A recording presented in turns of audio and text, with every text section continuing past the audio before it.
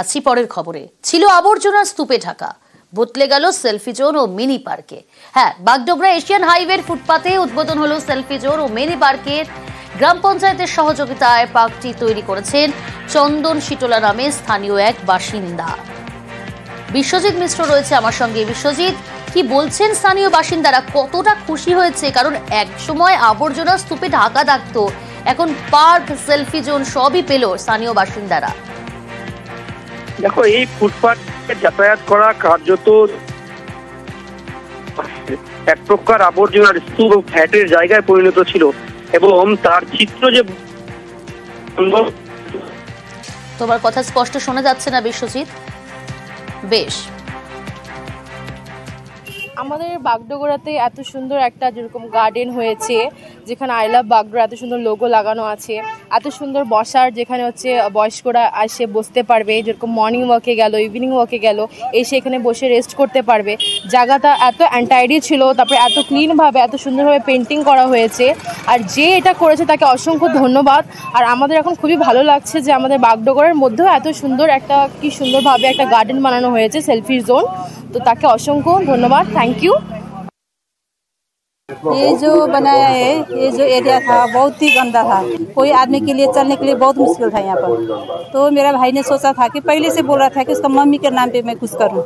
तो हम लोग तो बागडोगरा वासी है, हम लोग का घर यहाँ पर ही है, तो उसने सोचा कि कहीं पर से करने से भी अपना जगह में करना ठीक है।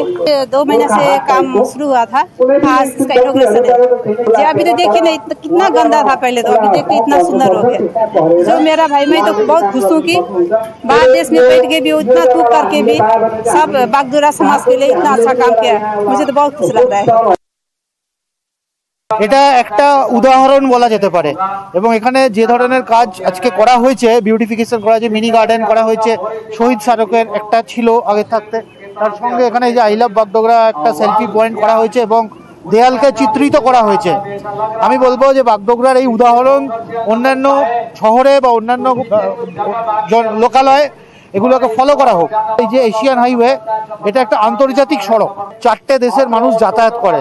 তারাও যদি যেতে যেতে রাস্তার পাশে এই ধরনের একটা উদাহরণ দেখে, সেটা আমাদের দেশ, আমাদের রাজ্যের জন্য একটা গর্বের পরিচয় হবে। ধন্যবাদ জানাই চন্দন শীতলা এবং তার পরিবারকে, যারা এটা বানাতে যে খরচ বহন করেছে, হ্যাঁ, তার জন্য তাদেরকে ধন্যবাদ। এবং আমাদের তরফ থেকে যে সহযোগিতা চেয়েছে আমরা কিন্তু সেটা দিয়েছি। হ্যাঁ, সেটা আমরা বহুবার বাইকিং করে করে আমরা অনেক চেষ্টা করেছি, কিন্তু সেই জায়গাটা নোংরা ফেলা বন্ধ করতে পারিনি। এবং ফরেস্টের সঙ্গে কথা বলি, ফরেস্টের ডিএফও রাজি হয়, ফরেস্টের রেঞ্জার রাজি হয় সামনের জায়গাটা ছেড়ে দিতে, এবং আমাদের আপাতত গ্রাম পঞ্চায়েত এটাকে মেনটেন্সের দায়িত্ব নেওয়ার জন্য, তাতে যেন এই এলাকাটা। আগামী 30শে এপ্রিল অক্ষয় তৃতীয়ায় জগন্নাথের মন্দির উদ্বোধনের আগেই রবিবার অর্থাৎ গতকাল বিকেলে দীঘায় চমক। বাংলার জগন্নাথ ধাম প্রতিষ্ঠার আগে সমুদ্র পথে জগন্নাথের মূর্তি ভেসে এলো ঘাটে। নবনির্মিত ঘাটে ভেসে আসা কাঠের প্রতিমা ঘিরে চাঞ্চল্য ছড়ায়। আর তারপরই আস্থা ভক্তির জোয়ার সৈকত শহরে। অতিথি জগন্নাথকে দেখতে দীঘার সমুদ্র সৈকত জমজমাট। 2 ফুটের মূর্তি দেখতে ভিড় করেন পর্যটক থেকে স্থানীয়রা। দীঘার সমুদ্রে ভেসে এসেছে জগন্নাথ। গতকাল বিকেলে জগন্নাথের কাঠের মূর্তি ভেসে আসে। কোথা থেকে সমুদ্র সৈকতে কাঠের মূর্তি? রাতেই ঘটনাস্থলে দীঘা শঙ্করপুর উন্নয়ন পর্ষদের চেয়ারম্যান। স্থানীয় বাসিন্দাকে আপাতত প্রতিমা দেখভালের দায়িত্ব দেওয়া হয়েছে। মহাপ্রভুকে যেহেতু উনি সমুদ্রধারে পাওয়া গেছেন, ওনাকে হ্যাঁ আমরা দেখলাম এসে যে সমুদ্রধারে উনি আছেন। রাত্রে তো আর এইভাবে ফেলে রাখা যায় না। আমার বাড়িতে যেহেতু মন্দির আছে, নিত্য পূজা হয়, আমি নিয়ে যাচ্ছি। এখানকার বিশিষ্ট ব্যক্তিবর্গ আমার হাতে তুলে দিলেন। হ্যাঁ, যদি কোনো সংস্থা, কোনো কর্তৃপক্ষ ইনার দাবিদার হয়ে আছেন বা কোথাও প্রতিষ্ঠা করার জন্য, আমি সসম্মানে ওনাকে ফেরত দিই। গতকাল দীঘায় সমুদ্রে ভেসে আসে জগন্নাথের কাঠের মূর্তি। আর মূর্তির দায়িত্ব দেওয়া হয় স্থানীয় বাসিন্দা অবনী সামন্তকে। তার বাড়িতে এই মুহূর্তে জগন্নাথের মূর্তি। আর সেই মূর্তি দেখতে দূর দূরান্ত থেকে অনেকেই আসছেন এবং মূর্তি পুজোর পর ভোগ নিবেদন। সার্বিক ছবিটা তুলে ধরবে পঙ্কজ রয়েছে আমার সঙ্গে। পঙ্কজ, আমরা দেখলাম গতকালই স্থানীয় এক বাসিন্দা অবনী সামন্তকে দায়িত্ব দেওয়া হলো দেখভালের জগন্নাথের, এবং একই সঙ্গে তার হাতে তুলে দেওয়া হয় প্রথমে পুজো, তারপর ভোগ নিবেদন। একেবারে প্রিয়াঙ্কা দেখো, একেবারে চাঞ্চল্যকর ঘটনা, যেখানে নবনির্মিত যে জগন্নাথ ধাম তৈরি হচ্ছে তার সেই কাছেই যে সৈকত সরণি দীঘায় কিন্তু নির্মিত যে ঘাট রয়েছে, সেই ঘাটেই কিন্তু গতকাল ভেসে আসে জগন্নাথের মূর্তি। অর্থাৎ একটি জগন্নাথ মূর্তি যেখানে প্রায় 2 ফুট উচ্চতা রয়েছে এবং একটি হাত ভগ্ন অবস্থায়। সেই মূর্তি কিন্তু যেখানে স্থানীয় বাসিন্দারা তুলে তাকে সেই বিচে রাখেন, তারপরে কিন্তু দিন গড়তে রাত্রি আসতেই কিন্তু প্রশাসনরা তৎপর হয়। সেখানে কিন্তু দীঘা শঙ্করপুর উন্নয়ন পর্ষদের চেয়ারম্যান এবং থানার ওসি এসে কিন্তু স্থানীয় একজনকে হাতে দেন। তবে স্থানীয় যে বাসিন্দা রয়েছে, ভোগী ব্রহ্মপুরের বাসিন্দা, জগন্নাথ মন্দিরের ঠিক পেছনে তার বাড়ি, অবনী সামন্ত, তার বাড়িতে এই মূর্তি রাখা হলো এবং সেখানে শুদ্ধিকরণ করে পূজা অর্চনা চলছে। আর সেই পূজা অর্চনা এবং যে প্রসাদ খাওয়ার জন্য স্থানীয় সহ এলাকার মানুষ ভিড় জমায়, যা কিন্তু চোখে পড়ার মতো। তুমি জানো যে আর কয়েকদিন বাকি রয়েছে জগন্নাথ মন্দিরের উদ্বোধন, তার পূর্বেই এই যে ভেসে আসা জগন্নাথ মূর্তি একেবারে কিন্তু চাঞ্চল্যকর চলেছে সৈকত সরণি দীঘা। বেশ,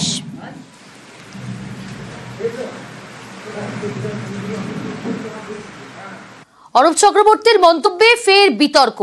এবার ছুমন্তর ও ঝাড়ফুঁকের বার্তা সাংসদের। সরকারি কর্মচারী ফেডারেশনের মঞ্চে বিতর্কিত মন্তব্য, কেউ আঙুল তুললে ছুমন্তর করার বার্তা। আপনারা এখানে সংগঠন করতে গেলে কেউ যদি আঙুল তোলার চেষ্টা করেন, আপনারা আমাদের খবর দেবেন, আমরা ছুমন্তর করে দেবো, কোনো অসুবিধা হবে না। আপনাদের কাজের কোনো অসুবিধা হবে না। দপ্তরে কেউ বিশৃঙ্খলা করার চেষ্টা করলে আমাদের খবর দেবেন, আমরা ঝাড়ফুঁক করার লোক আছে, আমরা ঝাড়ফুঁক করব। একবার করে বসুন, বছরে একবার করে দরকার হলে আপনারা আমাকে ডাকুন, পৌরসভার চেয়ারম্যানকে ডাকুন, আমাদের এমএলএদের ডাকুন, সর্বক্ষণ পহরা দেওয়ার জন্য আপনাদের পাশে, কর্মচারীদের পাশে আমরা এটার জন্য এফোর্ট করছি। সরাসরি রয়েছে প্রিয়ব্রত। বিতর্ক যেন কিছুতেই পিছু ছাড়ছে না বাঁকুড়ার সাংসদ অরূপ চক্রবর্তী। কেউ আঙুল তুললে বলছেন ছুমন্তর করার বার্তা, আবার কেউ বিশৃঙ্খলা করলে বলছেন ঝাড়ফুঁকের টোটকা। একেবারে প্রিয়াঙ্কা, তুমি যারা বলছো প্রতিদিনই কিন্তু নতুন নতুন বিতর্কিত মন্তব্য করে বিতর্ক জড়াচ্ছেন বাঁকুড়ার সাংসদ অরূপ চক্রবর্তী। গত কয়েকদিন আগে তুমি জানো তালডাংরায় এক পুলিশ আধিকারিকের তিনি বলেছিলেন টু প্রাইস ফাদার মাদার, এবং এই ঘটনায় কিন্তু বিতর্কে জড়িয়েছিলেন। তার পরবর্তীকালে গতকাল যেভাবে এই সংগঠনের যে সরকারি সংগঠন ফেডারেশন, কর্মচারী ফেডারেশন যে সম্মেলন ছিল, সেখানের মঞ্চে দাঁড়িয়েও কিন্তু একইভাবে ছুমন্ত্র করে দেওয়া ঝাড়ফুঁকের টোটকা তিনি ব্যবহার করেছেন। এবং পরবর্তীকালে তিনি যখন সাংবাদিকদের মুখোমুখি হয়েছেন, তিনি কিন্তু তার থেকে সরিয়ে যাননি, তার বক্তব্যে তিনি অনড় থেকেছেন। এবং তার পরবর্তী তার যখন বলা হয়েছে যে এটার ভিতরে কি ইঙ্গিত রয়েছে, সেক্ষেত্রে তার দাবি যে এটার ক্ষেত্রে হয়তো কোনোভাবে প্রণাম করতে আসবে, কখনো আবার চামর বুলিয়ে দেবে, কখনো আবার ধন্যবাদ জানাবে, কিন্তু কোনোভাবেই পরিষ্কার না করলেও এই ঘটনার পিছনে বা এই বিতর্ক, এই কথাটার মধ্যে যে হুঁশিয়ারি রয়েছে, হুমকি রয়েছে, সেটা কিন্তু একেবারে স্পষ্ট। অন্যদিকে বিজেপি দাবি করেছেন এইভাবেই বিতর্কে জড়িয়ে থেকে অস্তিত্ব প্রমাণ রাখার চেষ্টা করছে বিজেপি তৃণমূল নেতৃত্ব। বেশ, মঞ্চ থেকে নেমে কি বললেন অরূপ চক্রবর্তী শোনাই আপনাদের। ছুমন্ত জাদু দেখিয়ে দেবো, যদি কোন সরকারি কর্মচারী যারা ফেডারেশন করবে তাদের বিরুদ্ধে আঙুল তুললে ছুমন্তর হয়ে যাবে, এটা বলে দিলাম, জাদু করে দেবো। এটা যারা করবে তারা বুঝতে পারবে কি হবে, আদর করে দিতে পারে, কইলে চামর বুলি দিতে পারে, ধন্যবাদ জানাতে পারে, কেউ কেউ প্রণাম করতেও পারে যে দাদা এরকম করবেন না। মঞ্চে দাঁড়িয়ে যে বক্তব্য রাখলেন অরূপ চক্রবর্তী, মঞ্চ থেকে নেমেও নিজের বক্তব্যে অনড়, আর নিয়ে কটাক্ষ করতে ছাড়েনি বিজেপিও। যেভাবেই হোক টিকে থাকতে হবে, এইসব কথা বলে একের পর এক নির্বাচন আসে, বিভিন্ন রকম ডায়লগ বেরোয়, তো এগুলো হচ্ছে ওদের কালচার। আর যে সম্মেলনে আজকে করলো, আজকে সেই যারা উপস্থিত ছিল তারা এই 2026 সালের নির্বাচনে ভোট দেবে ভারতীয় জনতা পার্টিকে। যারা যারা এখনো পর্যন্ত কাজের মধ্যে যুক্ত তাদেরকে হুমকি চুমকি দিয়ে এই সমস্ত ভীতি সঞ্চার করে এই 26-এর ভোট বৈতরণী পার হওয়ার চেষ্টা, কিন্তু কোনো লাভ নেই।